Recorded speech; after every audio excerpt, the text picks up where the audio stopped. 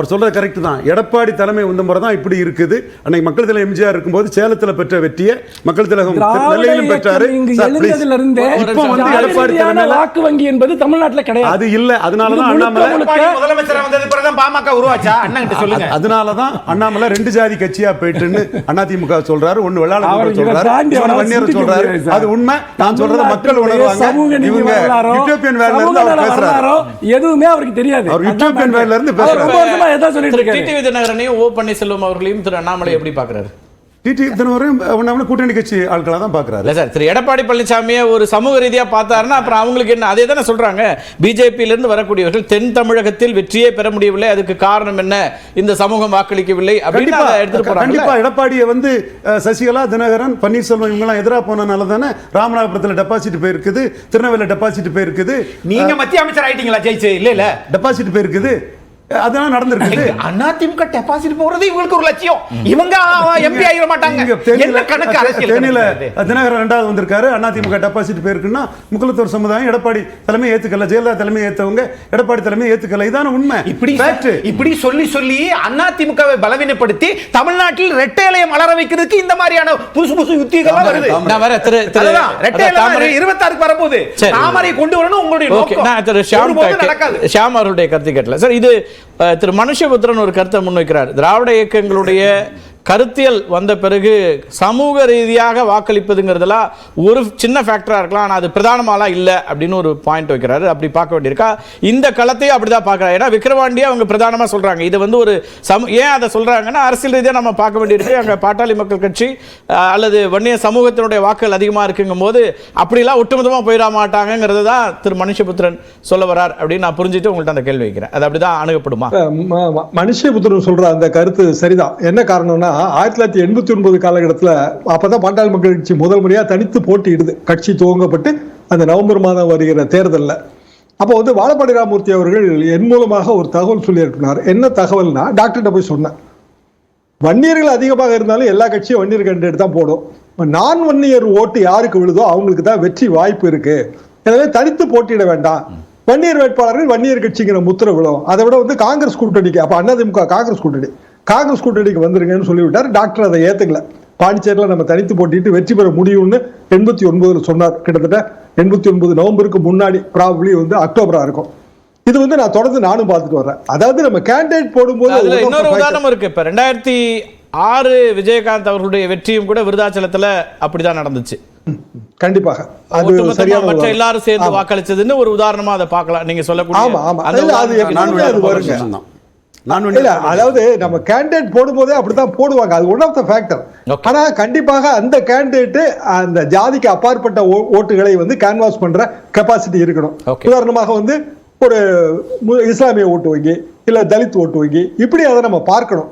எனவே வெறுமனே வந்து கம்யூனிட்டி பின்னணி மட்டுமே வெற்றியை தேடி தராது. அது எத்தனையோ தேர்தலில் பார்த்தாச்சு. அந்த சதவீத கணக்கெல்லாம் ஓரளவுக்கு இண்டிகேட்டிவா இருக்குமே தவிர பெருமளவுக்கு அது உறுதியானது இல்லை. இன்னொரு கேள்வி வருது. இப்ப அதிமுக வாக்குகள் எங்களுக்கு தான் வரும்னு திமுக, பாட்டாளி மக்கள் கட்சி, நாம் தமிழர் எல்லாருமே சொல்லும் போது அதிமுக இன்னும் வலுவா இருக்கு அப்படின்னு இன்னொரு பார்வை வராதா? ஒரு வலுவான வாக்கு வங்கி, அந்த வாக்கு வங்கியை பெறுவதற்கு அத்தனை பேரும் முயற்சிக்கிறாங்க அப்படின்னு அதை பார்க்க முடியாதா? அப்படிதான் பார்க்கணும். என்னன்னா அதிமுக வாக்கு வங்கி எங்களுக்கு தான் சொன்னா அதிமுகவுக்கு இன்னமும் நிறைய வாக்கு வங்கி இருப்பதா தானே அர்த்தம். விக்கிரவாண்டியில சரி, விக்கிரவாண்டியில களத்துக்கே வரல சார். ஆனா களத்துல இல்லாமலும் தீர்மானிக்கக்கூடிய சக்தி அதிமுக இருக்கான்னு ஒரு கேள்வியே சேர்ந்தே வருது.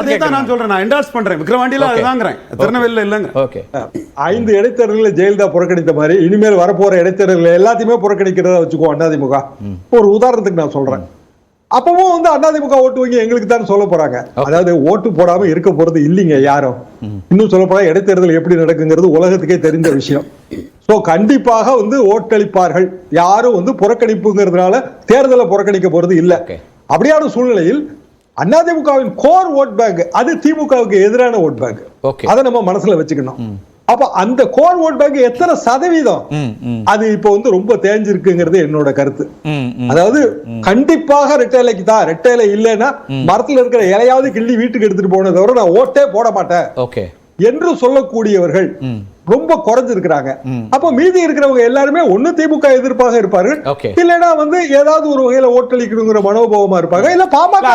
திரு மனுஷபுத்திரன் என்ன சொல்றாருன்னா, இந்த 3 ஆண்டுகள் ஆட்சி அல்லது முதலமைச்சர் மு க ஸ்டாலினுக்கு இருக்கக்கூடிய இமேஜ், அந்த அடிப்படையில பொது வாக்குகளா எங்களுக்கு அது வரும். அதிமுகவா இருந்தாலும் நீங்க சொல்றதுல கோர் ஓட்டர்ஸ் மேபி திமுக எதிர்ப்பிலேயே வளர்ந்தவர்கள் ஆண்டாண்டு காலமா அப்படிங்கிறது வேறாக இருக்கலாம். ஆனா அதிமுக ஆதரவு மனப்பான்மையில் இருக்கக்கூடியவர்கள் அப்படிங்கிற வாக்குகளை நாங்களும் பெற முடியும் அப்படிங்கிறாரு. கடந்த தேர்தலே அது வந்திருக்கான்னு பார்க்க வேண்டியிருக்குல்ல ரிசல்ட்ஸ்ல. இப்ப 40க்கு 40 வர்றாங்க.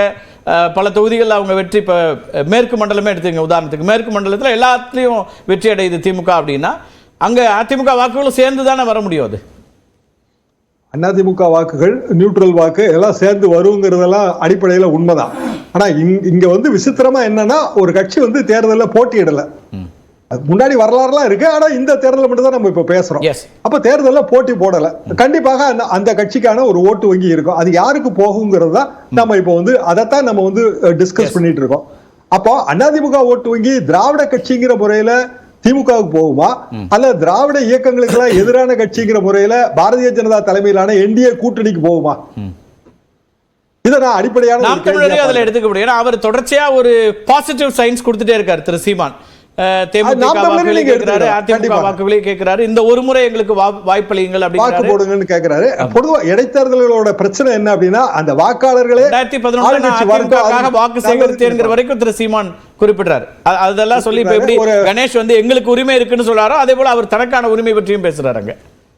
இல்ல, உரிமை இருக்குங்க. அதாவது கணேஷ் சொல்றதையும் நான் மறுக்கிறதுக்கு இல்ல. 13 இடைத்தேர்தல் நடக்கும் போது கிட்டத்தட்ட ஒரு 10 தொகுதியிலாவது 22 இடைத்தேர்தல் நடக்கும்போது 18 நாள் 22 இடைத்தேர்தல் நடக்கும்போது 10 தொகுதியிலாவது வெற்றி பெறணுங்கிற கம்பல்ஷன் இருக்கும்போது பாமக ஒத்துழைச்சது. இல்லைன்னா 9 தொகுதியில வெற்றி பெற்றிருக்க முடியாது அதிமுகவில். அதை நம்ம மறுக்கலாம் முடியாது. இப்ப இருக்கிற களம் என்னங்கிறதா கேள்வி. களம் வந்து திமுக ஆதரவு, திமுகவோட நல்லாட்சி, அது ஒரு புறம். அதே நேரத்தில் பாரதிய ஜனதா எதிர்ப்பு, அது இஸ்லாமிய ஓட்டு வங்கியின் எதிர்ப்பு, இந்த மாதிரியான மத ரீதியாக பிளவுபடுத்துவதற்கான எதிர்ப்பு, இது வந்து ஒரு பக்கம் இருக்குல்ல, அதை நம்ம மறக்க முடியாது இல்லையா? அது விக்கிரவாண்டியில எதிரொலிக்கும். விக்கிரவாண்டியை பொறுத்த வரைக்கும் சாலிடான ஒரு ஓட் பேங்க் வச்சிருக்கிறது அதிமுக. தேமுதிகவுக்கும் அங்க ஒரு ஓட் பேங்க் இருக்கு அப்படின்னா இந்த 2 வாக்குகள் அப்படிங்கிறதும் குரூஷியலா இருக்குல்ல, அது யாருக்கு போகுங்கிறதான இப்ப கேள்வியா இருக்கு. அதை எப்படி ஜட்ஜ் பண்ண முடியுதுன்றீங்க? அது அப்படியே சாலிடா ஒருத்தருக்கு போகுமா, ஸ்பிளிட் ஆகுமா, இல்ல அது என்னவா ஆகும்னு நினைக்கிறீங்க? தேமுதிக ஓட்டு வங்கி பழைய விஜயகாந்த் ஓட்டு வங்கி இல்லைங்க. அது வந்து கண்டிப்பாக தேய்ந்திருக்கிறது.